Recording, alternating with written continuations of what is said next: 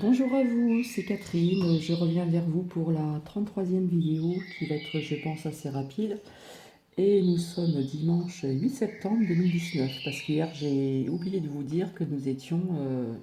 J'ai oublié de dire le mois. Voilà. J'espère que vous allez bien, que le week-end se passe très bien.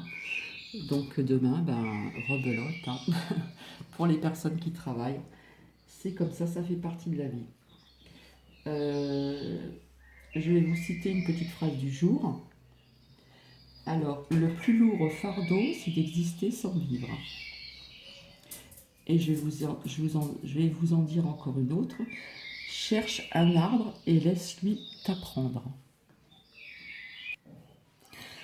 Alors, nous allons faire un petit tour d'horizon, hein. Je vous avais dit que la prochaine vidéo concernerait, entre autres, des herbes médicinales, comment dire, euh, j'arrive pas à trouver le mot, des plantes médicinales et je vous ai parlé des épices, voilà. Donc on verra ça par la suite. Donc on va continuer, on va rester sur la lithothérapie et nous allons parler entre autres de la science des pierres. Alors, à savoir qu'une pierre n'est pas un objet statique, qu'elle ne bouge pas et même qu'elle ne vit pas. D'accord. Donc ça veut bien dire le contraire. Donc les pierres ont un corps énergétique dont donc des vibrations, hein. Alors, quelle est la vibration d'une pierre? Alors, la vibration va être influencée par la même couleur, par la couleur, car la couleur elle-même ont une vibration. Alors, en général, comment vont-elles vous aider dans certains aspects de votre vie? Alors, il faut se référencer à la couleur de la pierre et du chakra. Donc, les sept principaux que je vous montre toujours. Euh, Hop, c'est à l'envers, excusez-moi. Voilà, du chakra racine, le premier, et le coronal, le septième. Toujours de bas en haut, comme d'habitude, hein.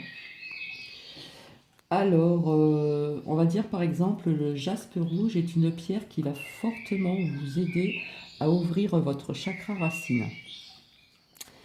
Donc, on va dire le jaspe rouge, voilà. Je l'avais mis sur Facebook, mais je pense pas que je l'avais mis sur YouTube, hein. Donc on pense que peut-être que c'est couleur marron, mais c'est un jaspe rouge. Donc je vous le montre. Euh, il va vous aider donc à ouvrir votre chakra racine. Donc voilà, si on met la pierre à peu près à côté de la couleur, bon là ça fait un petit peu orange, mais normalement c'est rouge, hein. Donc voilà. Donc cela va vous aider d'avoir un bon enracinement en ancrage. Alors là, on vous parle de couleur à couleur, donc les références des pierres qui ont des couleurs par rapport aux couleurs des chakras qui sont ici. Alors, je vous ai sorti donc la tourmaline, hein, c'est une pierre, on l'appelle la pierre de sang. La tourmaline, bien sûr, elle est couleur gris fumé, puis nous avons aussi des pierres d'ancrage noires, hein. Donc, je vous montre un petit peu aussi la différence, hein. Donc voilà. Alors, on aura une sensation de sécurité, tout ce qui est en rapport avec le chakra racine, hein. Donc le premier que je vous ai montré. Donc oui, les pierres peuvent nous aider. Donc je vais reposer mon jaspe rouge. Quand je choisis une pierre ou qu'elle m'attire, et pas que du côté esthétique bien sûr, hein, c'est pour quelque chose de spécifique. Donc il faut adopter de suite notre pierre et en prendre soin.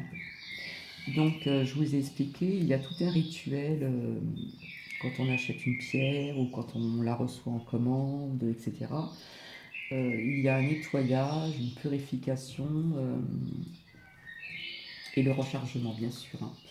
Donc, je vous en ai un petit peu parlé superficiellement, mais il faudra quand même, c'est très compliqué au niveau de, comment dire, de purifier nos pierres, les- déjà les nettoyer, comme je vous ai expliqué, pour ne pas prendre les ondes quand vous choisissez vos pierres dans une boutique spécifique pour ceci.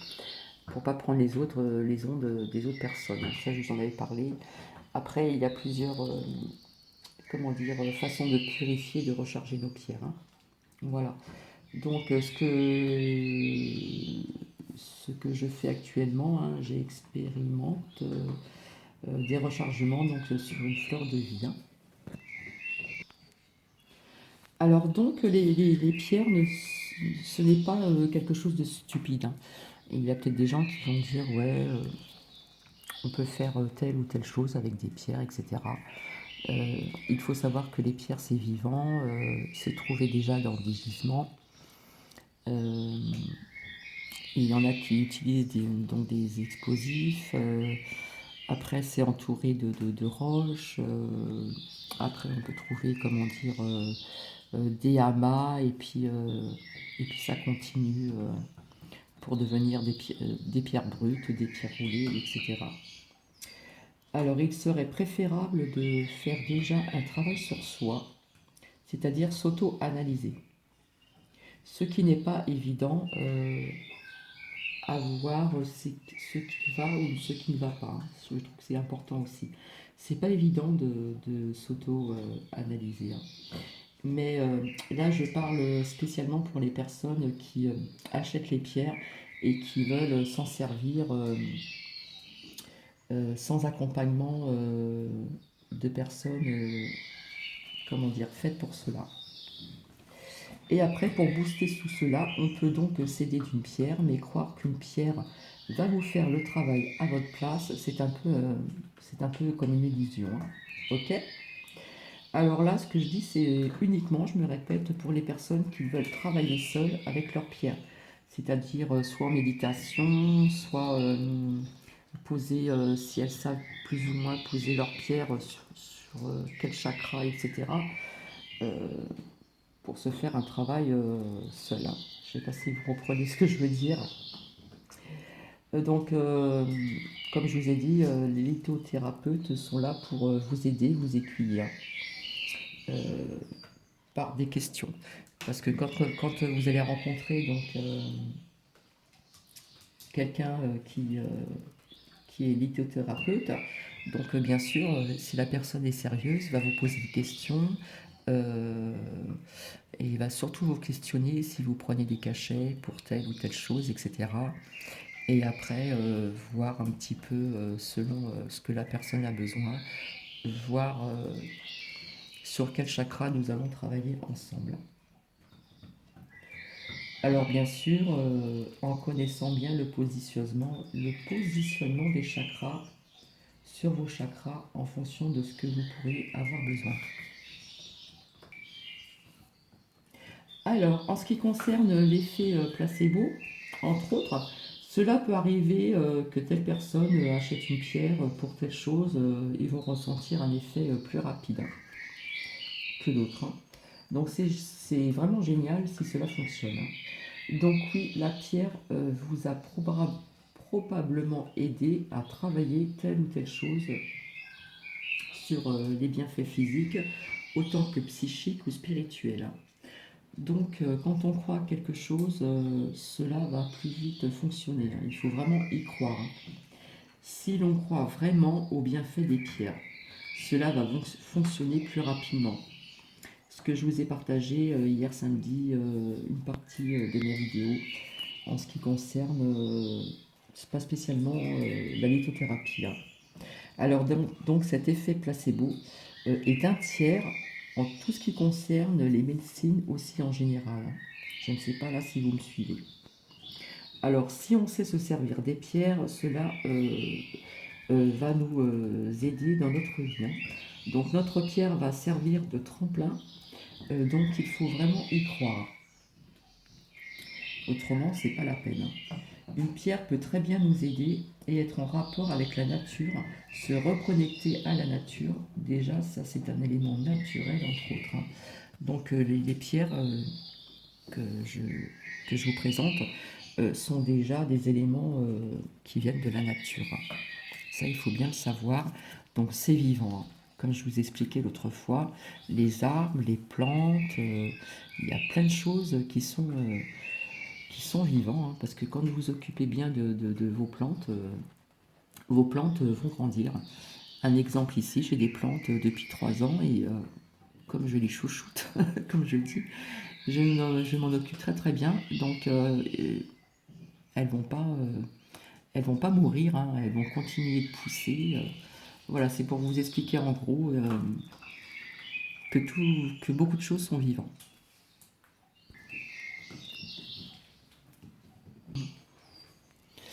Alors, après, tout dépend comment vous allez donc les utiliser.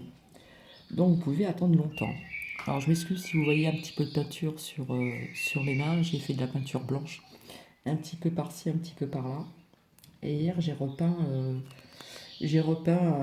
un panier qui était rouge et je l'ai voulu le repeindre en blanc. Donc, j'ai fait une partie hier et une partie ce matin. Donc, je suis vraiment désolée, on s'en va un peu de peinture. Alors donc déjà dans un premier temps, si vous cherchez une ressource à être ou à vibrer, déjà faire un travail à l'intérieur de vous, à l'intérieur de soi, et s'aider, hein. Donc une pierre pour telle ou telle raison, et ainsi de suite. Donc comment dire, si vous voulez travailler sur vous-même avec les pierres, essayez de vous auto-analyser et essayer de voir un petit peu ce qui va, ce qui ne va pas. Et en fonction de tout ça, il faut vraiment avant y croire. Parce que si vous n'y croyez pas, si vous ne croyez pas donc aux bienfaits et aux vertus des pierres, je ne sais pas si ça va vous aider vraiment. Donc ça, je tenais à ce que vous le sachiez bien. Donc voilà, je pense que j'ai fait un petit peu le tour, hein. Voilà, donc j'insiste bien, il faut vraiment croire aux bienfaits d'une pierre ou de plusieurs pierres. Et il faut vraiment y croire, c'est comme tout, hein. Voilà, donc c'était un petit tour d'horizon en ce qui concerne la lithothérapie et d'y croire avant d'acheter une pierre ou un pendentif, un bracelet, de nos pierres qui sont vraiment magnifiques. Donc c'est très important à savoir que les pierres sont de plus en plus aussi commercialisées, hein. Voilà. Je vais vous faire encore une autre petite phrase du jour. Alors, quand nous acceptons nos métamorphoses intérieures, nous cessons d'être aveugles. À méditer. Alors, je ne sais pas si vous voyez sur cette pierre, c'est l'agate, hein, donc je vous avais parlé d'un œil, mais au fur et à mesure qu'elle est chargée donc sur ma fleur de vie, on peut voir du fait parce qu'on le voit très très bien. On peut voir comme un visage, hein. On voit comme deux yeux, des petits nuages blancs autour. C'est un truc de dingue, hein. On dirait comme un visage, hein. Donc on me l'a fait remarquer donc hier, hein. Et lorsque j'ai visionné donc ma précédente vidéo, euh, au niveau de ma dernière agate, on aperçoit comme un petit œil, j'ai constaté vraiment. Et vous pouvez constater également qu'on peut voir comme un drôle de visage avec deux yeux et il faut vraiment observer, hein. Donc on va voir au niveau du zoom. Voilà, il s'est formé un visage sur cette agate que je n'avais pas, hein. Je ne vous mens pas, je vous l'ai montré en plus hier. Et là, on voit ce visage qui apparaît sur cette agate de plus en plus, hein. Donc on voit comme deux yeux, une espèce de nez, un cou, et comme si qu'il y avait des nuages blancs, c'est un truc de dingue, hein. Donc je suis vraiment bouche bée là, hein. Là, je vous mens pas.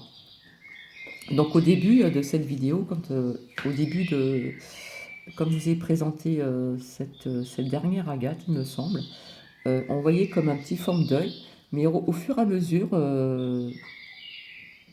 ce que je vous expliquais, j'expérimente du rechargement donc, sur la fleur de vie que l'on voit juste en dessous. Voilà, il s'est formé un visage. Donc il faut vraiment bien observer, c'est vraiment un truc de dingue, quoi. C'est incroyable. Et la couleur a changé, on voit comme des petits nuages blancs, je ne sais pas si vous voyez bien. Voilà. Et l'arrière, donc couleur violet, hein. Donc ça, je tenais vraiment à vous le montrer parce que c'est vraiment incroyable. Ouais. Là, je le vois très très bien. Bon, il y a un œil un peu plus grand que l'autre, mais on va dire, on voit comme une forme de nez, si on observe bien, comme un cou, comme une espèce de quelque chose au-dessus de la tête, et puis comme des nuages. Enfin, c'est incroyable. Donc voilà, je voulais aussi vous le faire partager, hein. C'est la personne qui visionne qui me l'a fait remarquer et j'avais vraiment pas fait attention. Et je me répète, quand j'ai visionné la vidéo précédente, donc celle d'hier, c'est vrai que je me suis aperçue qu'on voyait une forme de visage, mais là, comme elle est restée encore toute la nuit à se recharger, donc avec d'autres pierres sur cette fleur de vie, euh, il se dessine vraiment un visage avec un cou, avec des nuages autour, c'est incroyable. Enfin bref. Euh, donc là, on va passer par autre chose, hein. Donc malheureusement, nous apprenons une intrusion donc, dans un lycée à Brest, hein. Un élève a été blessé, une élève a été blessée.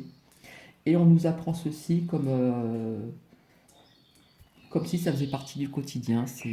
Ça me choque un petit peu, mais bon, on dirait que, comme je vous ai dit, maintenant, ça fait partie du quotidien.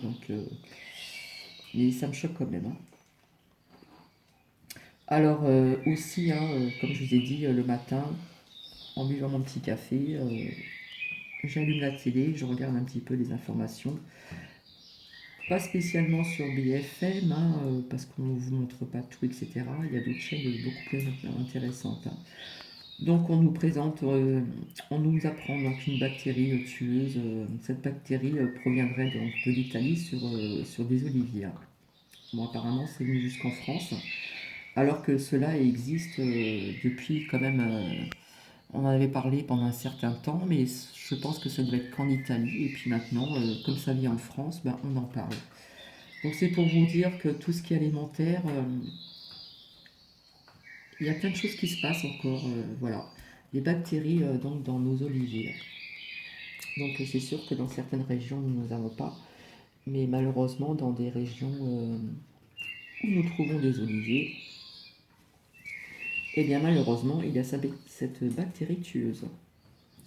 Et puis on va revenir un petit peu en ce qui concerne les gilets jaunes, on en parle très peu, j'ai remarqué. Il y a eu quand même, comment dire, des conflits, hein, entre les gilets jaunes, les Black Blocs, etc. et les policiers. Et il y avait aussi des pompiers en grève, hein, qui suivent du mouvement. Donc voilà, je pense que voilà. Ah oui, je voulais vous parler du lapis lazuli. Donc cette pierre là que je vous ai parlé, voilà, qui se présente comme ceci, et que si on se plonge bien, on voit bien le doré qui ressort très très bien, et comme je vous ai dit, on dirait un ciel étoilé. Et je vous avais dit qu'on pouvait la confondre avec une autre pierre qui est là. Regardez un petit peu. Donc à faire bien attention de ne pas comment dire, confondre vos pierres. Donc comme je vous ai expliqué, j'avais acheté une boîte à thé. Donc je sépare mes pierres, et, parce qu'il y a des pierres qu'on peut mettre ensemble, des pierres douces, etc. Et il y a d'autres pierres comme l'œil de tigre, etc., qui est une pierre assez forte. Vaut mieux la mettre toute seule dans son petit coin pour ne pas casser les autres. Voilà. Parce que chaque pierre a comment dire, ses énergies différentes, hein, des énergies plus fortes que d'autres. Donc voilà, alors il ne faut pas la confondre, on va dire, avec la sodalite. Voilà, c'est la sodalite. Donc si vous remarquez bien, tout ce côté-là a quand même une ressemblance avec la sodalite. Et on peut la confondre aussi avec une autre pierre, hein. Donc ça, je tenais à ce que vous le sachiez, de noter, hein. Et comme je vous ai expliqué, si on se retrouve avec plusieurs pierres et qu'on n'a plus de place, ce que je vais faire, on peut mettre nos pierres dans des boîtes à œufs. Voilà, des boîtes à œufs. On peut très bien repeindre l'extérieur pour leur donner, comment dire, un côté esthétique plus sympa. personnellement, je ne peindrai pas l'intérieur pour mettre les pierres. Comme ça, les pierres sont bien séparées et comme ça, il n'y a pas de problème. Voilà. Parce que je me réexplique, j'avais fait une vidéo un petit peu là-dessus. Je pense que c'était pas sur YouTube. Donc nous avons des pierres avec des énergies très très fortes qui peuvent casser des pierres douces qui se trouvent à côté. Voilà. Donc j'essaierai de vous trouver ceci aussi en tout ce qui concerne les pierres douces, etc., etc. Allez, je vais vous dire encore une petite phrase du jour. Alors, puisque nous sommes dans les couleurs, on se sert des couleurs, mais on peint avec le sentiment. Voilà. Donc j'espère que cette vidéo vous a bien plu. Un petit pouce bleu, ça ferait bien plaisir. Et je vous souhaite un bon dimanche. Et je vous retrouverai plus tard donc en ce qui concerne les plantes médicinales, hein, déjà on va parler des plus connues, et nos épices qui ont vraiment aussi des bienfaits, surtout en Inde. Voilà. Donc je vous remercie de m'avoir écouté. J'espère que ça vous a plu, que vous avez pu apprendre certaines choses. Voilà. Et je vous dis à très bientôt et je vous fais des bisous et merci, merci. Au revoir. Au revoir.